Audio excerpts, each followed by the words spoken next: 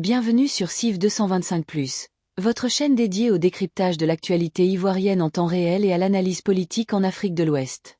Ici, nous vous apportons des informations fiables, des analyses claires et des explications approfondies pour mieux comprendre les enjeux de notre région. Abonnez-vous dès maintenant et activez la cloche de notification pour ne manquer aucune de nos publications. Aujourd'hui, nous revenons sur l'intervention d'Ibrahim Traoré, chef de l'État, qui s'adresse au peuple du Burkina Faso après plusieurs années marquantes. En 3 phases. La première phase va concerner l'étape à partir de laquelle je vais vous expliquer comment est-ce que nous voyons ce monde. La deuxième phase, nous allons nous consacrer à vous expliquer pourquoi nous devons continuer à nous battre. Et après, l'étape la plus importante, ça serait de vous décliner de façon sommaire la vision pour l'avenir, si je peux m'exprimer ainsi.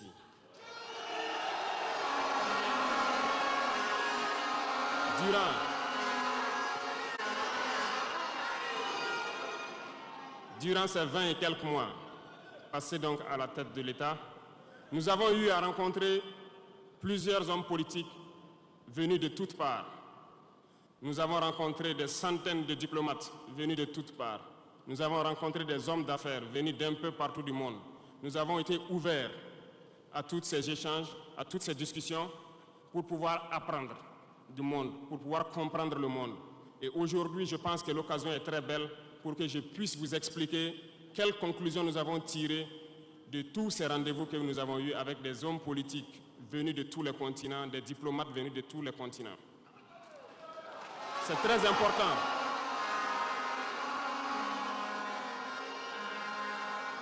C'est très important la conclusion que nous avons tirée et ça doit vous permettre de comprendre le monde. Parce que souvent, dans nos contrées, nous n'avons pas cette perspective de pouvoir avoir accès à certaines personnes qui vont vous enseigner beaucoup de choses à travers leur comportement, à travers leurs propos et aussi en vous disant comment ils nous voient. Camarades, Dieu a créé le monde avec tout ce qu'il y a comme bonheur, comme malheur, comme bien, comme mal, les humains, les génies, les animaux et tout ce qui va avec. Mais nous, humains, avons décidé de faire du monde autre chose.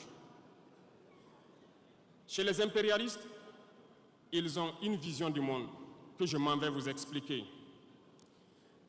Le monde se résume en un triangle pour eux. Vous verrez le triangle dans la plupart de leurs insignes. Peut-être que vous ne comprenez pas, mais le monde se résume en un triangle.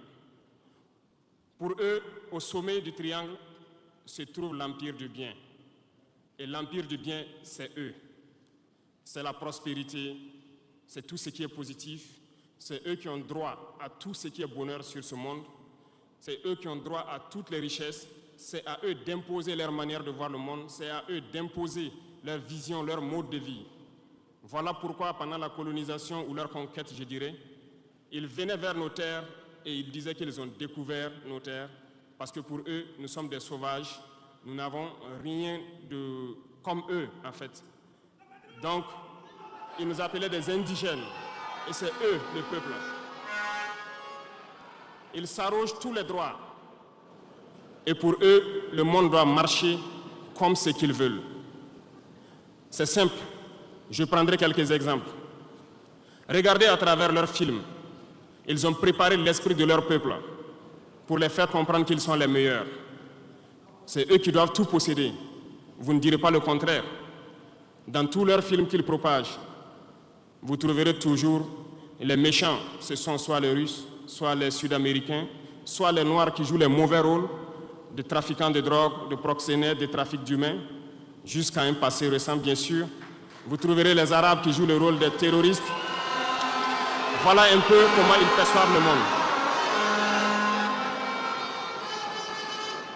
Quand je prends sur le volet économique, qui parmi nous n'a pas traité les produits chinois de produits Shintok, comme on aimait l'appeler, de mauvais produits. Mais aujourd'hui, j'ai pu vous dire qu'on a tout tort. Parce que la Chine est à un niveau de technologie assez avancé. Et c'est en Chine que la plupart de ces pays viennent s'approvisionner, mettre leur marque dessus et nous revendent comme étant leur propriété. Regardez autour de vous. Nos entrepreneurs qui sont dans le BTP ne diront pas le contraire. Tous leurs engins aujourd'hui sont chinois. Ceux qui font le transport ne diront pas le contraire. Ils nous ont menti parce que nous avons fait le tour du monde un peu dans ces 20 mois pour chercher des entreprises, pour chercher des usines. Et nous avons compris que tout revenait là-bas. Mais par leur communication, ils nous ont amenés à détester tous les produits chinois, à vouloir nous faire comprendre que ce qui est bon venait de chez eux, pas forcément d'ailleurs. C'est simple. Remonter le temps. Pour mieux comprendre ce que je dirais, il faut remonter un peu le temps. Et j'espère que certains iront lire. Qui sont les tsars, les conquêtes mongoles, les empires perses, turcs et ottomans. Lisez leur histoire, vous comprendrez pourquoi le monde est ainsi fait. À la base du triangle, il y a deux empires. D'un côté, l'empire du mal selon eux et l'empire des esclaves de l'autre côté. Voilà comment ils voient le monde. Qui est-ce qu'ils appellent l'empire du mal? Ceux dont je viens de citer tout de suite l'origine, et je vous ai dit de remonter le temps, allez-y lire, vous comprendrez pourquoi ils sont l'empire du mal à leurs yeux. Ils combattent l'empire du mal. Pour eux, l'empire du mal doit disparaître. Pour eux, l'empire du mal incarne le diable. Ils communiquent et ils le font comprendre à leur peuple ainsi. Voilà pourquoi après la Seconde Guerre mondiale, dans les années 80, je prendrai le cas de la Russie, où tous les stratagèmes ont été mis en œuvre pour l'effondrer avec le président Gorbatchev. Aux États-Unis, c'est le président Ronald Reagan qui était à la manœuvre. 3 stratagèmes principaux ont retenu notre attention. Ils sont allés donc au niveau de l'Arabie Saoudite les demander de baisser le prix du pétrole de 35 $ à 7 $ pour faire écrouler l'économie russe. Parallèlement à cela, le deuxième stratagème, n'oubliez pas quelque chose, ces mêmes personnes qui viennent de quitter l'Afghanistan, soit disant qu'ils combattaient les talibans ont été reçus par le président Ronald Reagan à la Maison-Blanche. Ils ont été armés par la CIA. Les fameux missiles Stinger, Sol-Air, ont été livrés aux talibans pour combattre les Russes. Et plus tard, ils viennent supposer les combattre. Allez-y comprendre. Le troisième stratagème, c'était un bluff. Le projet IDS, Star Wars. Lisez, vous comprendrez pourquoi. Ils ont amené le président Gorbatchev à créer le projet Paulus qui a enfoncé la Russie. Une fois que la Russie s'est effondrée, ceux qui se prétendent être de l'empire du bien ont commencé à juguler, jusqu'à ce que vienne cette équipe avec Vladimir Poutine pour essayer de remonter la Russie en surface. L'empire du mal. L'empire du mal, selon eux, a beaucoup souffert. Regardez l'Iran aujourd'hui, toutes les sanctions possibles. Regardez comment ils qualifient certains peuples. Par la communication, ils peuvent arriver à vous amener à faire détester un peuple ou à aimer un peuple. Ils sont très forts dans la communication et ils passent par tous les canaux possibles. Regardez les guerres qui sévissent. Ils ont tout inventé pour leur propre intérêt. Et enfin, l'empire des esclaves, selon eux, c'est l'Afrique et certains peuples d'Amérique du Sud. Dans leur tête, comme je le disais dernièrement, l'Afrique les appartient, nos terres les appartiennent, les richesses de l'Afrique sont pour eux. Et ils ne peuvent pas concevoir que des Africains puissent s'émanciper, sortir la tête de l'eau et vouloir donc les tenir tête. Et pour cela, ils se sont mis un cliché en tête. L'Africain est facile à manipuler, il n'est qu'émotion. Ils trouveront toujours un Africain pour lutter contre son frère. Et ça a toujours été comme ça. Par la communication, ils vous ont amené à détester votre propre couleur de peau. Dans nos cultures, et dans beaucoup de cultures, au Burkina Faso ici, le deuil était symbolisé par la couleur bleue. Lorsqu'une femme perd son mari, elle portait donc des tenues de couleur bleue pour faire son deuil pendant un temps donné. Ce sont eux qui sont venus vous dire que le noir symbolise le deuil, le diable, la médiocrité, tout ce qui est mauvais. Et malheureusement, nous avons tellement avalé ça que lorsque nous sommes en deuil, nous nous mettons également en noir. Il faut que nous nous réveillons. Il faut que nous nous réveillons parce que voilà le cliché qu'ils ont en tête. Eux, ils sont l'empire du bien, d'autres sont l'empire du mal et nous sommes l'empire des esclaves. Voilà comment les impérialistes voient le monde. Il faut que vous compreniez cela. Et là, je m'en vais faire un coup de gueule à l'endroit donc de certains intellectuels qui continuent de vouloir prêcher pour les impérialistes. Est-ce qu'ils ignorent cette partie de l'histoire? Je n'invente rien. Ça a été déclassifié, vous trouverez tout ce que j'ai dit dans les bibliothèques ou partout sur les moteurs de recherche. Ces intellectuels n'ont-ils pas lu cela? Ne connaissent-ils pas l'histoire de ce monde? C'est peut-être par malhonnêteté ou quelques billets de dollars qui les amènent à toujours prêcher pour les impérialistes. Il faut que nos intellectuels arrivent à tout moment à prêcher pour conscientiser nos peuples, nos masses populaires, pour qu'ils comprennent d'où ils viennent et comment ils sont vus des impérialistes.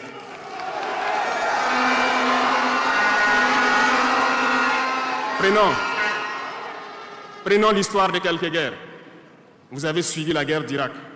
Un gros mensonge qui a été inventé, soi-disant de possession d'armes de destruction massive.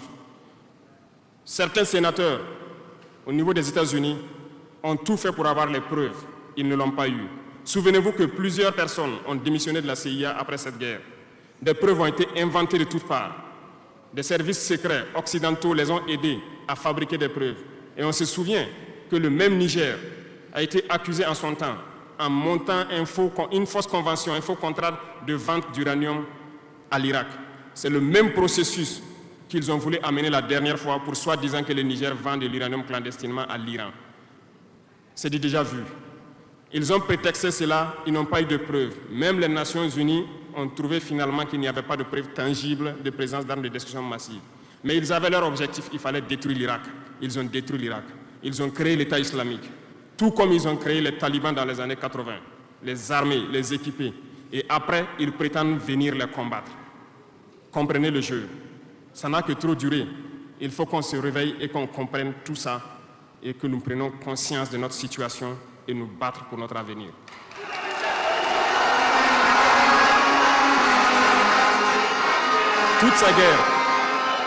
Toutes ces guerres ont été inventées, passant par l'Irak, la Syrie, la Libye, dans le but de déstabiliser le monde à leur profit, parce que nul ne doit pouvoir les égaler.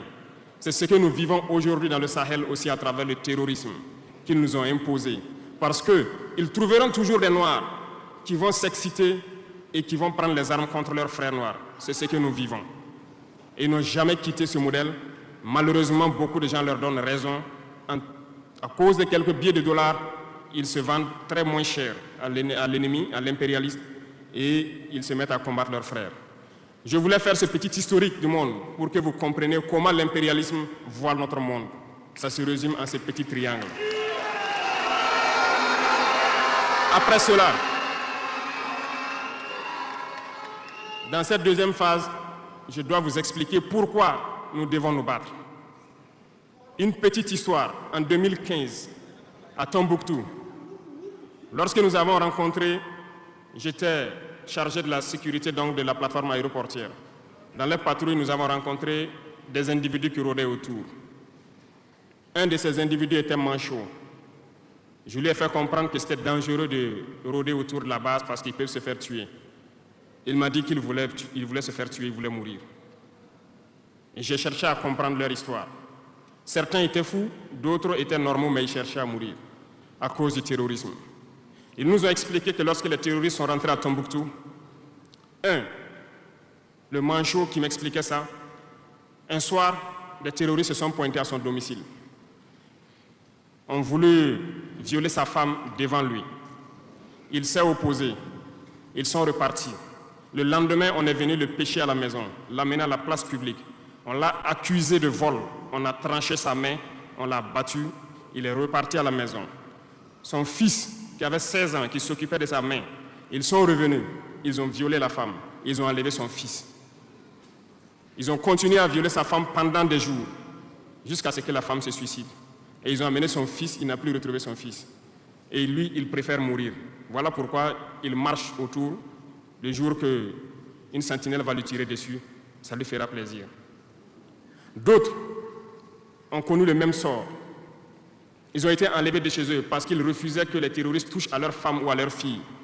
Et le lendemain, on vient les soustraire, on les amène à la place publique, on les battait à sang. Et après, ils allaient faire leur sale besoin. Beaucoup de familles ont été détruites ainsi. Ce sont des criminels, des violeurs, des bandits, des trafiquants de drogue qui sont armés et qui sèment désolation dans nos contrées. Ils ne le font au nom d'aucune religion. Malheureusement, ici au Burkina Faso, certains villages se sont laissés compromettre par ces individus. Je parle en connaissance de cause.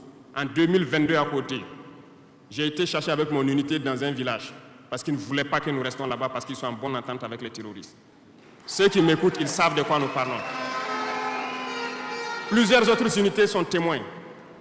Certains villages ont refusé catégoriquement que des FDS foulent leur sol parce qu'ils sont en bonne intelligence avec les terroristes.